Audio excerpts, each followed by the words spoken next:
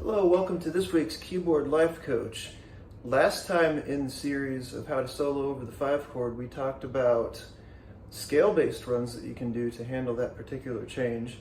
Like I said last time, I always found it easy to solo over the 1 and the 4 of a standard blues progression, but then when I got to the 5, a lot of the stuff didn't sound right.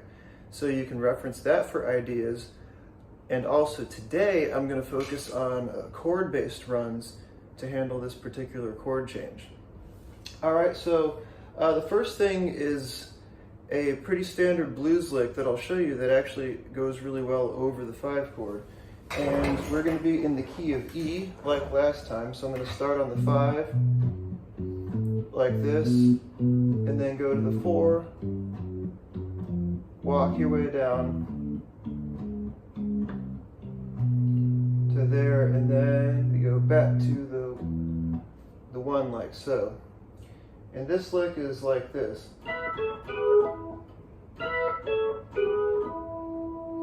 Alright, so it starts out, you slide into a power chord, an E power chord. So this is a run based on the 1, on the E, that's done over the 5. Because like we discussed last time, some of these things you can superimpose a structure a 5th away and it still works for some reason. So you're on a B chord and you go, so you're sliding into a power chord, that's E on the top and B, and then you slide into it with the flat 5th, which is B flat,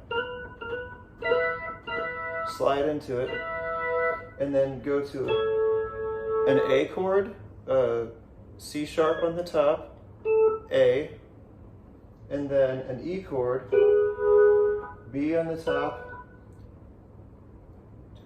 G sharp on the bottom. These are just 2 out of the 3 notes. You don't always need to play all 3 notes of the chord. And then it ends on an E right there. Also, you hear this little slide. You slide from G to G sharp. Wow, wow, wow. Imitating that bendy thing. Okay, so here it is over the bass line.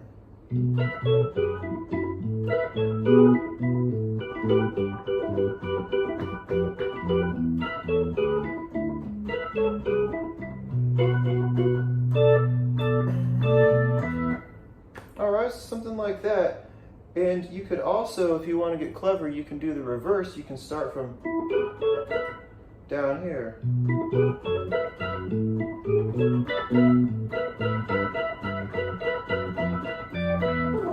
And so on like that. You can do whatever you want with it. Alright, so this next run is a minor 7th gospel sequence, for lack of a better term. What I'm going to be doing here basically is we have our B chord, and I'm going to play B minor 7 with the right hand, which is F sharp, A, D, and then I'm going to move down to C sharp minor, which is E, G sharp, C sharp, and then to a B major chord, F sharp, or D sharp rather, F sharp, and B. And then I'm also going to start this off with the E chord at the beginning of the run, G sharp, B, E.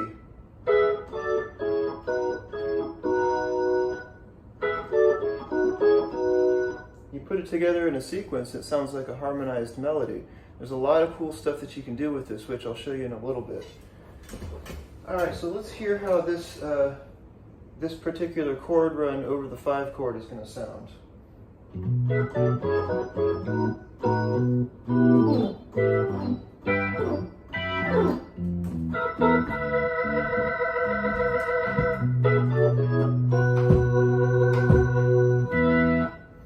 Alright, so that guy, I'm really going all over the place with that. And then when it gets to the A, I'm playing E minor 7 in different versions. Really rising, dramatic kind of statement. Because that's really what you're doing when you're soloing. You're making statements kind of in the same way that you would when you're speaking to somebody. It's like, check this, check this, check this, check this. You're really trying to get their attention. Boom, boom, boom, boom. Really packs a punch, you know? And then, what did I do after this? Oh.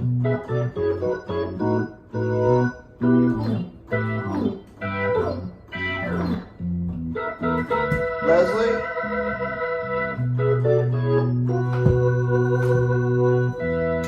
So I do the same thing at the end coming down. E, B minor 7, C sharp minor, and then I slide into a B power chord. Leslie off, and with your Leslie speed, sometimes you have to know how fast does it speed up and how fast does it slow down. Here it is, chorale, fast, it's at full speed, turn it off, and now it's slowed down already. So you have to know what you're working with. Sometimes you can adjust that speed.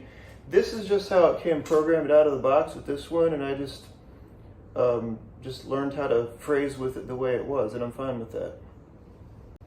Okay, now here we go. This is a run based on perfect fourths. So we're doing chord runs over the 5 chord. Now for this one, I'm going to get rid of the 1 foot drawbar, and I'm going to add the 4 foot, which is the 4th one from the left. So we have all these together. The first 4 drawbars are all the way out, okay? And what you want to do for this is you want to be able to play your minor pentatonic scale harmonized with fourths. So there's your minor pentatonic scale. 1, flat 3, 4, 5, flat 7. And then you stick a 4th underneath every one of those notes. Power chords on the keyboard.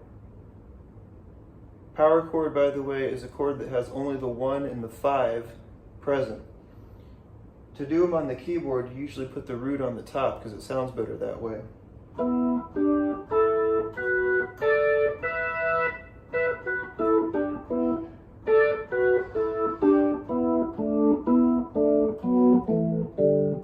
You want to get so where you're comfortable going up and down like this.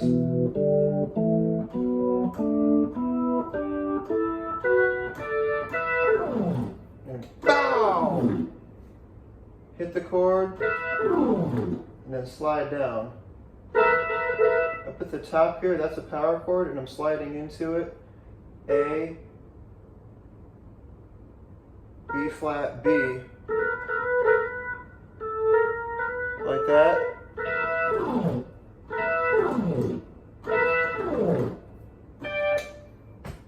That's how you do it. Boom! Woo! Get that slidey thing going. That makes you sound like an organ player. Alright, so here's a lick with fourths. How did I do that?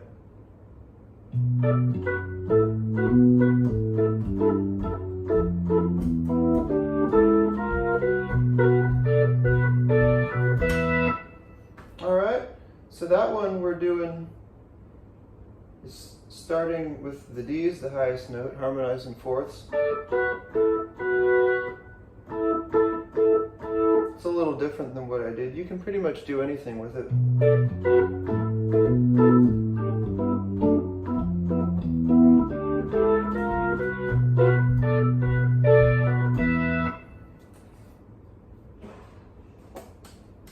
And so, bum, bum, bum, bum.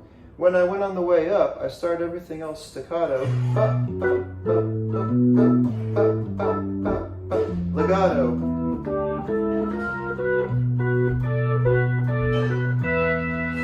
See, and I'm using a consistent phrasing. I changed the notes a little bit, but I'm thinking in terms of the phrasing. Like I said before, you're saying something to somebody, so if you're having a conversation, you said, this is what I am saying to you now. It's consistent, so it makes sense. You want your musical phrasing to be somewhat consistent, so it makes sense, so it sounds like a cohesive phrase. which is what we do when we talk. I'm actually better at that than talking, actually. 7 sharp 9 chord. For this one, I'm going to put the 4-foot drawbar about halfway, and then I'm going to pull the last 2 out, about a 7, and then about a 6. Gives us a fuller sound. Alright, so I'll get the Leslie going, and I'm using a foot switch, which is attached to the expression pedal down here. So...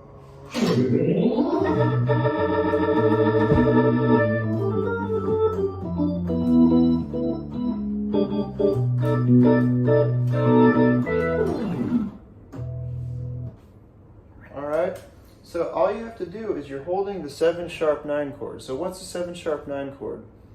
Well, that is a 7th chord that also has a minor 3rd present, and that's usually in the top.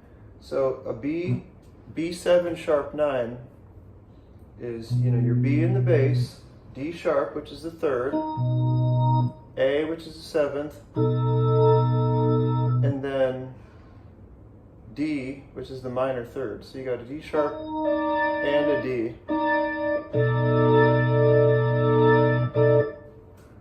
Alright, now that last one we pretty much just sustained the chord, which is a cool enough sound to work with as it is. But this time let's get a little funky. 3, 4.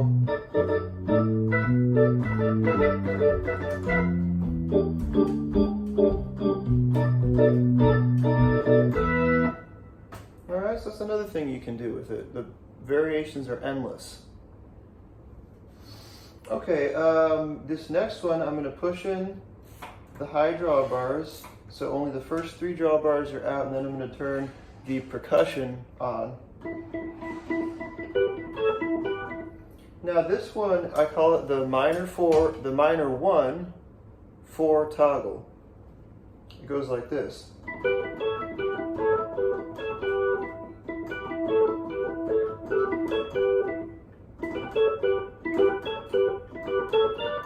You can put that extra if you want.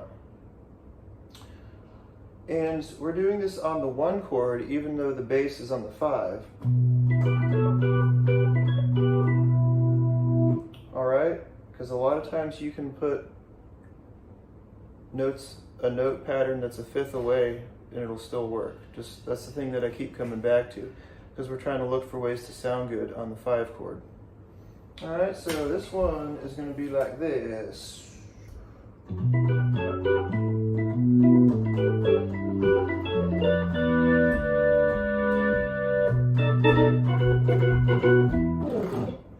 Alright, so you can pretty much just do that any way you want.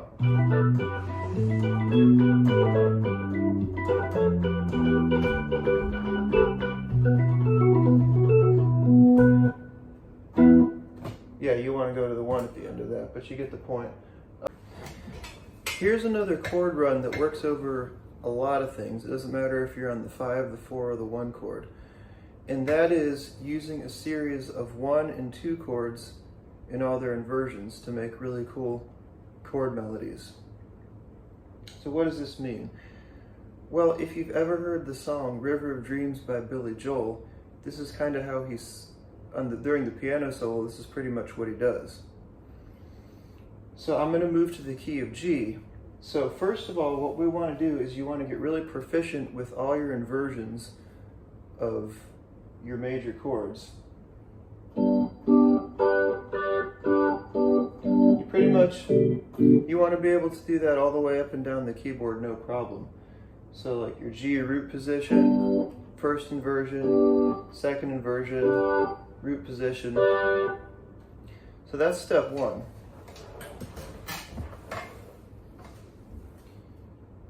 Since you want to be able to do this with all the chords, we're going to go to the 2 next. So in the key of G, the 1 is G, the 2 is A minor, because we're working with major keys. So A minor. There's all the inversions of A minor in that zone of the keyboard. So you go G, A minor, then the next closest inversion of G, the next closest inversion of A minor, and then just like that. And then the next chord changes to C, so you go C, D minor, 1, 2, 1, 2. Same thing with the D chord.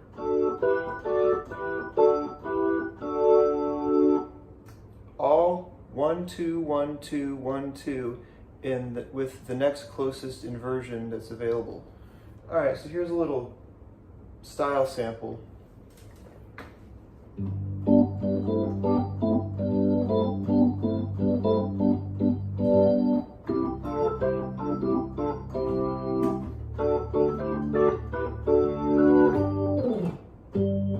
Alright, so you can riff on that all day long.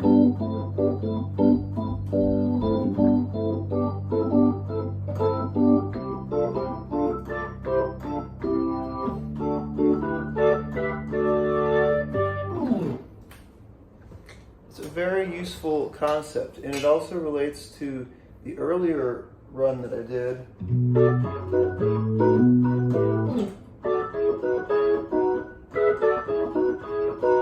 That run that we did earlier is very similar conceptually to that.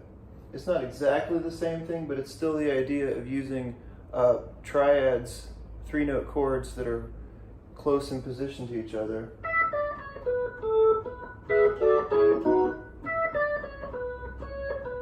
This is the melody.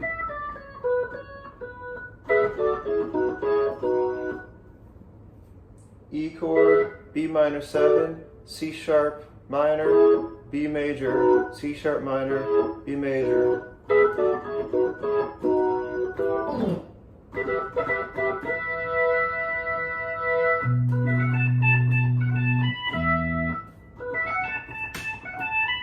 That's pretty cool. That's a B7 suspended 4th chord, but played one at a time.